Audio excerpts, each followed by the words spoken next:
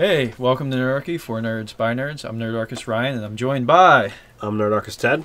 Nerdarchist Dave. So today we're going to talk about monsters in 5th edition Dungeons & Dragons out of the Monster Manual. We're going to be talking about the Githzeri. That's going to be page 159 of the good book of the Monsters Manual.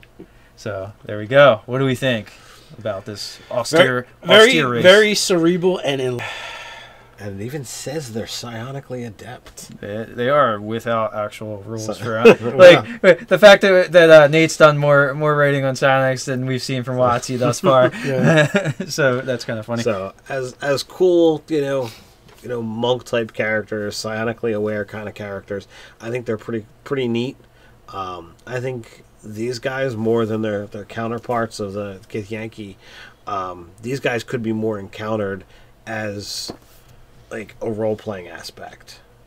Yeah, they don't have to be the bad guy. They don't have to be the bad guy. No. They could be, but they don't have to be. I think it's pretty badass that they've got, the serious monks have the ability to plane shift just using their mind. I think that's just totally badass. Well, so to set it up, I mean, we went a little bit into it in the Githyanki video, but being they're also Gith, and they're sort of like a schism off of the race that's just like, what Gith had done is just become this militaristic, like basically, what's their disciple? Oh, Zerthamon. So Zerthamon was basically, well, you're doing the exact same sort of slavery that the Illithids did us, and, we think you're, going about this wrong. So she led a faction away. Was it he or she, actually? I don't know if they even her. said. Yeah, it was her. Or no, okay. So Gith was female, Zerthamon was male. Yeah. So basically, all Gith derived from the same race. They were all enslaved by the Illithids. Gith was actually the hero that broke the bondage of the Illithids, and Zerthamon was basically one of the Gith that said, you're just trying to be a bigger douche than the Illithids and enslave us all, so I don't want to do that, and it's a bad idea, so we should go over here. And Zerthamon had followers that said, okay, we'll go over here. And they set up shop in Limbo and started kung fu fighting. Well, the best part is, first off, we should say that this is kind of sets into motion an ages-old conflict. Right. That's lasted millennium. Pirates versus ninjas, because Githyanki are space pirates, astral pirates. They're monastic, so they're basically monks, which you could reskin as ninjas. So clearly, you got to have conflict between Raiders the two. Versus monks is pirates versus ninjas. Yeah, exactly. So, and them setting up shop in Limbo, which is all chaos around them, they're so badass and focused that they're like, no, we're going to shape the chaos around us and manifest it. Yeah, we were so disciplined. They flipped the bird to chaos, and I think that gives them a slight advantage over their age-old enemy, the Githyanki, as well, in the sense that the astral plane prevents aging, which means get to set up hatcheries throughout the prime material planes, which it was actually a vulnerability to them. And the Githzeri, they set up. It actually says monastery fortresses in Limbo, after they break Limbo to its will. So so they can happily train in kung fu fighting, psionics, and breeding, all to their heart's content. Right. Whereas on the Prime, people are going to have some problems with the Githyanki setting up shop. Illithids, other humanoids, the fact that Githyanki are kind of just like evil jerks that like go raiding and hunting into other people's lands, so people are going to we need to squash these people. Yeah, we need to kill them while they're infants for sure. Yeah. So, I mean, the younglings. It's kind of like the problem the stereotypical Drow have. Like, you guys are evil, we don't want you anywhere near us, and we're going to band together against you. Well, and the other thing, too, it really does disperse their points of interest that they would have to protect. Like, Githzeri, if they find out about these hatcheries, they can target them and start attacking them. Which is pretty cool, because, like, it kind of puts it like a gray pall over something, because like it's like pretty messed up to like kill somebody's young, but like they're not lawful good, they're lawful neutral, right? And they're like, well, I mean, if we don't do something now, these guys are going to be a threat later, so Or what if they kidnap them? Or kidnap. Well, almost like like Game of Thrones, like where and there was also a common things in nobility historically is to have a hostage. Yeah. Like to have hostages so you can like have accords or whatever. Right. Although the Githzeri might not even care to even. Well, they would sign an accord, but they might be so unwilling to even. Not do with that. Githyanki, and Githyanki wouldn't sign with them either. I think that there's such a hatred between the two that. Like, I don't care, kill him. Do it. Do it. You don't have the balls. Where I was actually going is if they're young enough, possible for them to redeem them in the way. Yeah, raise them as Githzeri. Probably. Would they know the difference? I mean, they both. No, they are the same root race. So really, they're both pretty fugly. So you're like, how would they know the difference? Yeah. No, it's really like you might have like, it's like just slight like they're cultural differences really between the two races. It's not really. It's not a racial difference, like when fantastical races go, And, it would be, the tactic would be twofold, What if they're like, all right, we raid their hatcheries, we take the ones that are young enough to change and influence, so we bolster our numbers by depleting theirs. Yeah, right. Yeah, it's a win-win. Yeah, it'd be a really, maybe they even hire slavers. To do that in the prime material planes to do that for them too. So that's a great way of using them in your game because like the PCs are automatically like slavers, these guys are evil, and then you find out like the actual real motives behind it were noble. Yeah. So you've set a good party against a good motive, but they don't really know that type of thing. Then and then the other cool thing about interaction with the Githzeri is they'll allow monks that are of a higher level of consciousness actually join their monasteries. Yeah, and train with them. So they are definitely a more social race than the Githyanki, and they clearly don't have the same xenophobic outlook, where everything's a lesser being. Because if you prove yourself worthy, they'll allow you in. The problem is it is in limbo, so it's a little hard to reach. Well, I mean, it could be that like. You could be rescued in a Githzeri raid against Githyanki. You could be rescued by that party, but like things start to go south with the Githyanki like pouring out of somewhere, and all of a sudden they plane shift you with them. So like you're now at the monastery. Like so you're there. I mean like so it could be like that would not put you lost in. It would put you in limbo. It really would. But if you'd be in their monastery, then it's not as bad. Yeah, but I mean, there'd be another cool backstory for like a monk. I don't think there's a bus stop there. No, but that would be a cool backstory with a monk. Like, you were taken there while you're young, you train with them, and like your training was actually in limbo. So being on the prime is kind of weird because things are too static almost. Yeah. Like you're like, wait, why aren't things like moving past me or whizzing by or whatever? Why is that tree just still there? That tree's there, and like it's only moving like very predictably. I don't get it. I don't get it. Yeah, well, that would definitely be fodder for Nate the Nerdarch's soul knives. That'd be a cool background for one of them to have. Yeah, absolutely. Yeah. Oh yeah, like definitely between the Githyanki and the Githzeri, like the psionics are so dripping. It's dripping with psionics between the psychic warrior, the soul knife, and yeah, it fits nicely. Of the two factions, the Githzeri, again, they're the most amenable. But again, the other part of it is though, like how do you introduce them into your game as the villain? How do you make them, highlight them in the evil role, or at least as opposition? With the Githyanki, it's pretty easy. It's built right into them. Yeah. With these guys, it's a little tougher. Yeah. So we had that one thing of like like them actually like lower levels like working with slavers, and then you start to uncover the actual motives behind it. So that could be something to kick off a low-level campaign where you're kind of opposed to them in the beginning, but then you find out what they're really doing. What else could we do? Well, you mean you could have if the Githzeri are showing up to attack a hatchery, so to speak, you could see them. You could see the Githzeri walking away from essentially like the destroyed building.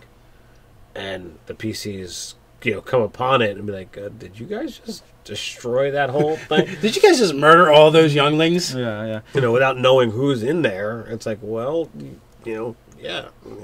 And it could go right to combat because you've got presumptions. Hot-headed people in the party, or presumptions, Well, or if they come on the scene after the Githzeri have left, or or they see them leaving, and they see basically all the murdered Gith babies. Right. Yeah. I mean, another thing too is an item could fall into the hands of the PCs that the Githzeri know that the Githyanki are going to want, but they're like, all right, we're gonna beat the Githyanki to it first, take this away from them, and then bring this back to our fortress in Limbo because it's too dangerous to have on the Prime. So, all right, they're just like, we're either going to take this thing by force, going to hand it over. Right. Then those are the two options. No, nothing in between. And then, of course, there's always the bad seed. Yes, you could do that. Or, or someone who is dedicated to, maybe they're the second in command or bodyguard to someone who's evil. Right. For whatever, they're lawful and they believe in order.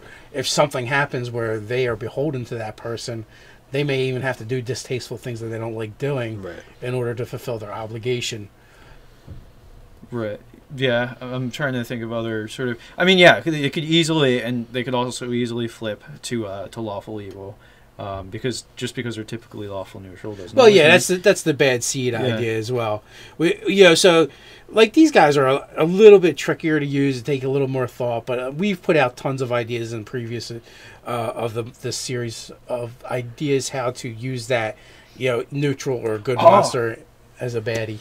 So they come into you or whatever, like on a raid, because unbeknownst to you, like a well-loved like NPC in the area, politician or whatever, is actually an illithid or an enclave of illithids that they're coming to hunt. They know their true identity. They're hunting it. They're hunting a den of illithids that nobody else knew was illithids. Yeah, but when they organize in a party like that, it's called a Rakma. Yeah, so the Rakma is coming to take these illithids out that nobody else knows is illithids, and the party, for a little bit, is trying to defend the illithids because they're like, oh no, that's Frank the mayor. He's a great guy. He's excellent. Or maybe a lot of it if they're actually polymorphed. Right. Yeah. Exactly. And they don't let them on, and until like the very last encounter when they're like in the same room with the illithids and the Githzeri are there like trying to attack them. The PCs are trying to defend them.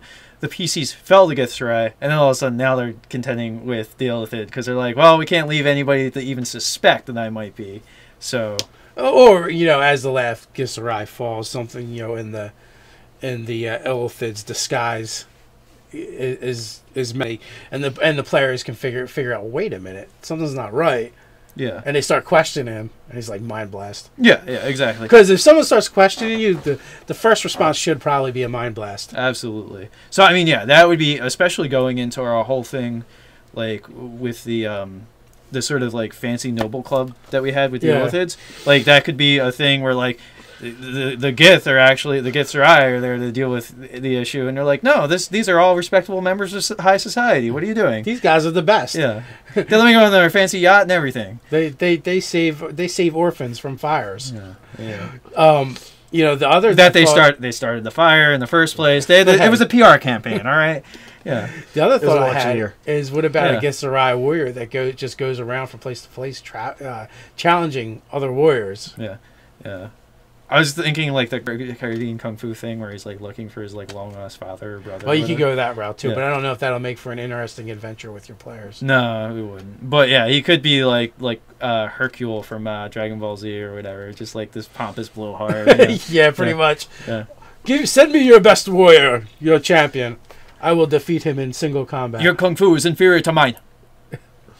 Yeah, pretty much. Kung fu theater wire fu type of stuff. Yeah, and maybe like the PCs, and maybe he takes a trophy every time he does it. So like maybe a warrior loses to him, and now that he's got their family heirloom weapon or item or whatever. Yeah, it's got to be something that's important to them because like it's not a true trophy unless it was kind of deal. Yeah. You're like your players encounter him and he's like, I used to be an adventurer like you until I took a Githzeri to the knee. Can you go get my sword back, please? I'd really appreciate it. My wife's not going to leave me alone until I get this back. Yeah, it's like a family heirloom. I got family. I got no heirloom. It's a whole thing. It's a mess. Thing. Yeah. So there's some interesting ways you can incorporate Githzeri into your game. Unfortunately, they're not as easily incorporated as the Githyanki. They just lend themselves so much better. Indeed. These are more of like role-playing encounter sort of things, or like a place, like a stopgap to maybe if you have to go through Limbo or travel the plains, you know, like you get to go there to their monastery fortress and have like a safe haven for a little bit. So it's like having a friendly outpost to be at, because sometimes in between adventures that's super important too, just a place to resupply. Yep. Well, that being said too, they're also known to every once in a while they will found the monastery on the prime material plane to teach the learnings of Zarathmon. Or him too. Pokemon. Yeah. Catch people in the ball. Yeah, yeah. You put people in the ball, you throw it out, Pikachu, it's all good. So again, since we're talking Gith, we got to talk Andrew Knapp, SR2 Joker, and his Gith game in the one-shot group.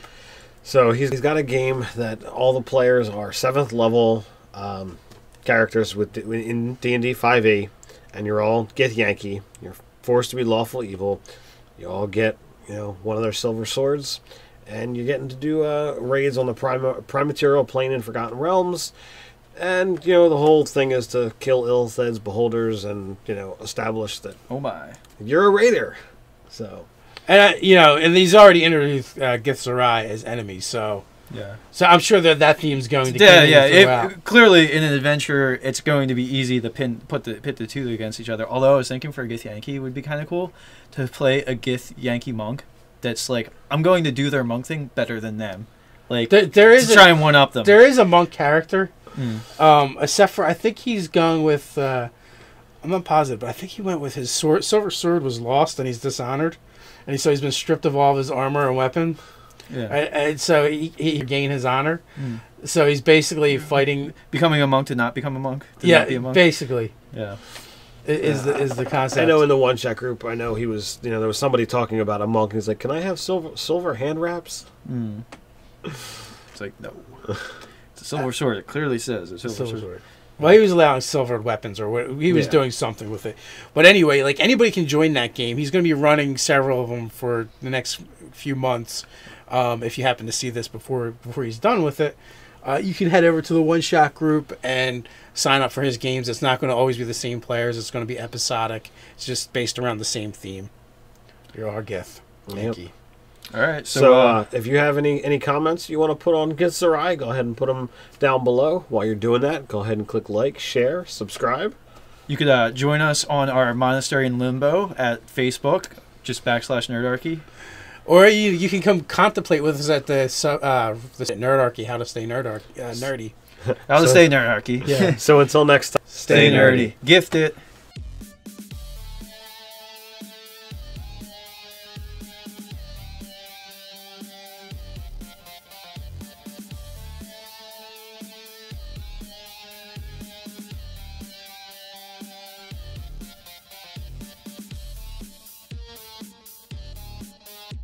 Badass that they've got, the serious monks have the ability to plane shift just using their mind. I think that's just totally badass. Well, so to set it up, I mean, we went a little bit into it in the Gith Yankee video, but being they're also Gith, and they're sort of like a schism off of the race that's just like, what Gith had done is just become this militaristic, like basically what Watsy thus far. So that's kind of funny. So as cool, monk type characters, psionically aware kind of characters, I think they're pretty neat. I think these guys, more than their counterparts of the Gith Yankee, these guys could be more encountered as like a role-playing aspect. Yeah, they don't have to be the bad guy. They don't have to be the bad guy. No. They could be, but they don't have to be. I think it's pretty... It's their disciple, Zerthamon. So Zerthamon was basically, well, you're doing the exact same sort of slavery that the Ilthids did us, and, we think you're, going about this wrong, so she led a faction away. Was it he or she, actually? I don't know if they even her, said. yeah, it was her. Or no, okay, so Gith was female, Zerthamon was male. Yeah. So basically, all Gith. So today we're going to talk about monsters in 5th edition Dungeons & Dragons out of the Monster Manual. We're going to be talking about the Githzeri. That's going to be page 159 of the good book of the Monsters Manual. So there we go. What do we think about this austere race? Very cerebral and And it even says they're psionically adept. They are without actual rules for like the fact that Nate's done more writing on psionics than we've seen from.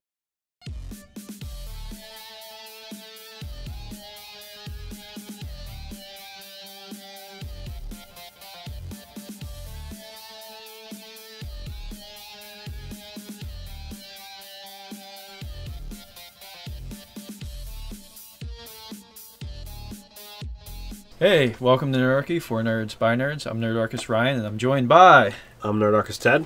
Nerdarchist Dave.